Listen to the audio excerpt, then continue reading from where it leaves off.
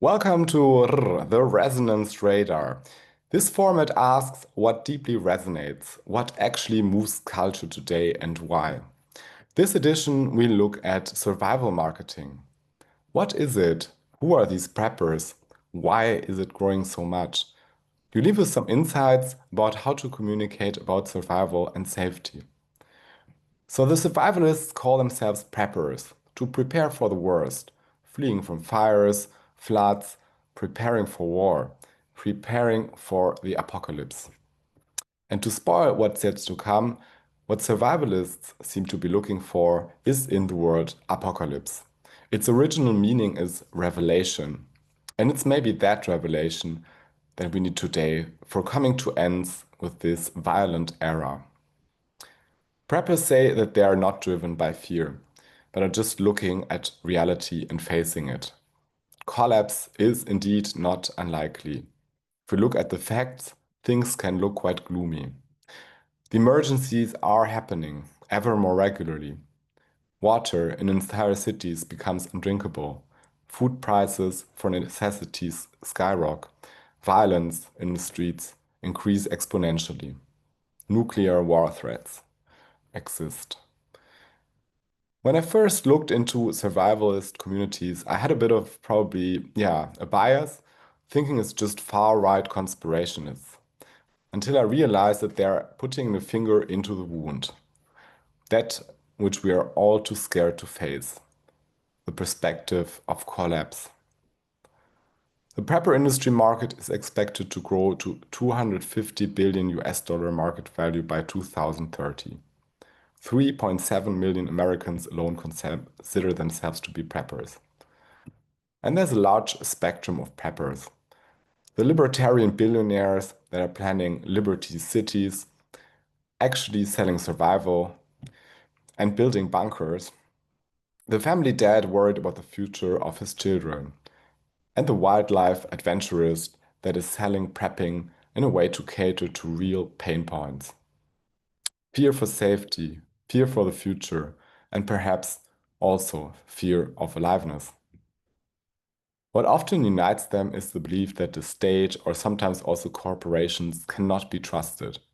They're worried about their family, friends, and the world as a whole.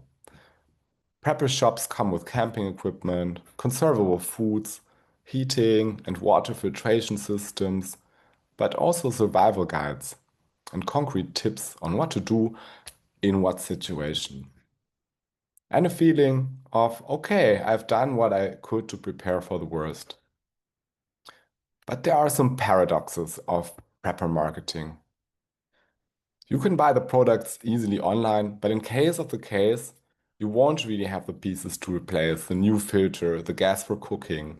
So it's just operating in today's consumerist logic that keeps you dependent on the products, which just works to some degree when you need to improvise. There are many pictures in nature, so it has a bit of a taste of adventure tourism. It's maybe seeking connection with nature and at the same time preparing for catastrophes. It's perhaps serving a longing for reconnecting to nature, to wilderness. And lastly, although the preppers are presented as a community, the forums and pages, at least I looked at, didn't really feel like communities. It's more like a marketplace of selling survival products, sharing tips, etc. So very transactional.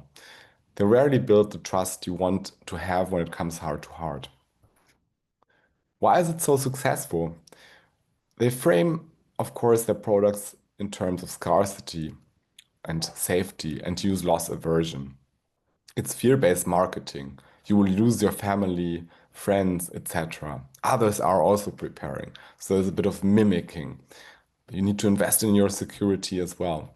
And it's all packaged into individualized solution to specific problems, products for any situation of emergency. But it's too easy to criticize this fear-baited marketing when the fear is actually right. So what do you offer to bring a sense of security? Yeah, what we can learn from this apparent success is that speaking to safety is big business. I mean, there are the preppers, but there is also the security industry. the armament industry, etc. They also create space to welcome that fear. Are you safe? What can you do to feel safe now? That's what they ask. Um, it's also taking a step back and looking a little bit at the current situation um, with fresh, realistic eyes. And from a space of feeling safe, we can ask, how can we work on creating conditions for us to feel safe? What can we change in our environment and community for safety?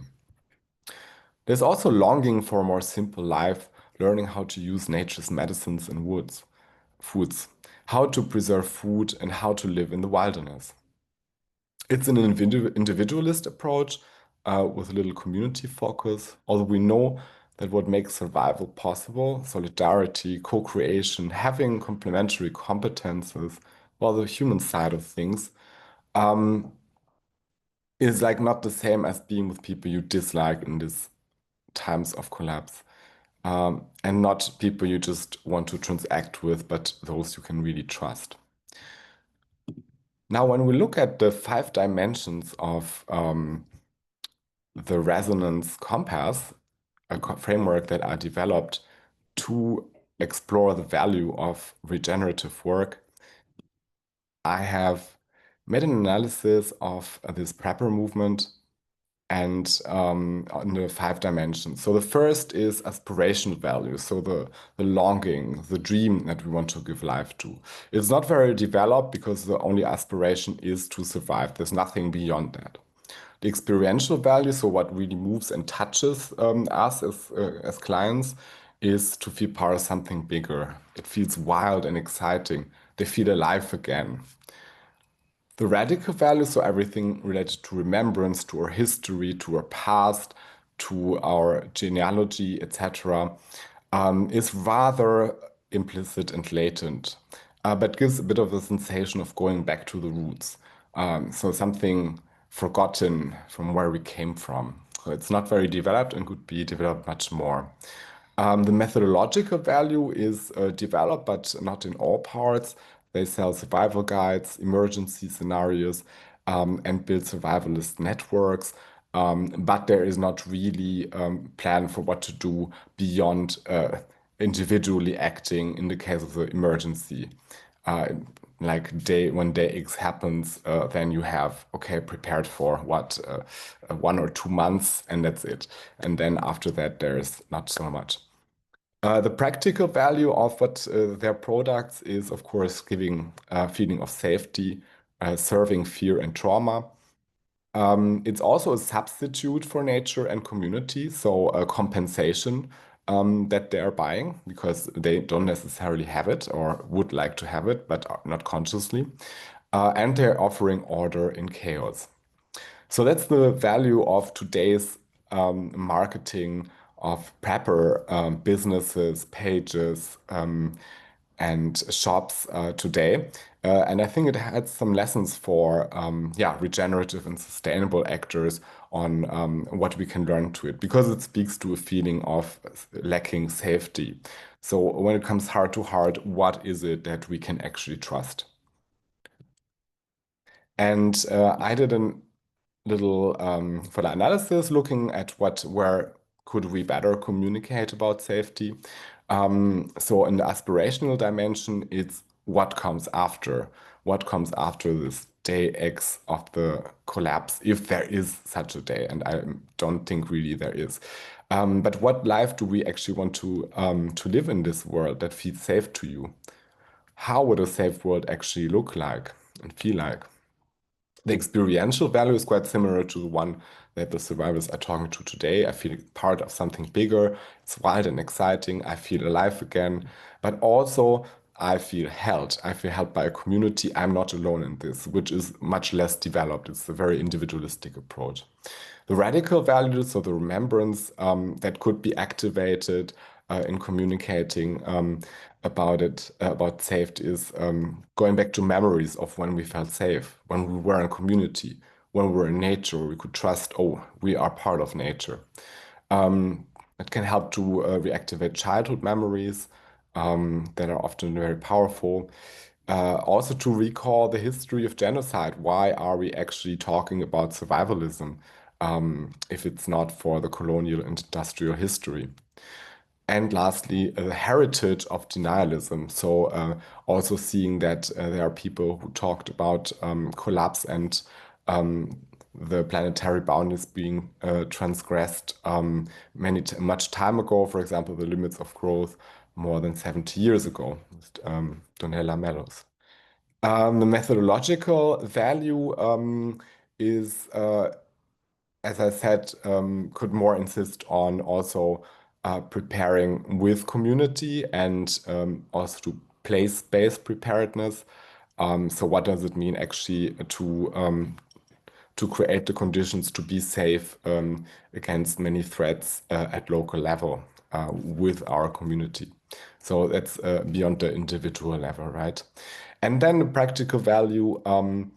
Would also enable this connection, actually joining real communities and going out in nature. There are some that offer nature kind of survival retreats, but maybe not more in the emergency scenario and not more generally. And yeah, lastly, offering orientation. So how can we orient ourselves in a meaningful way? How can I, in my situation, with who I am, and as part of the communities I belong to, do in these situations.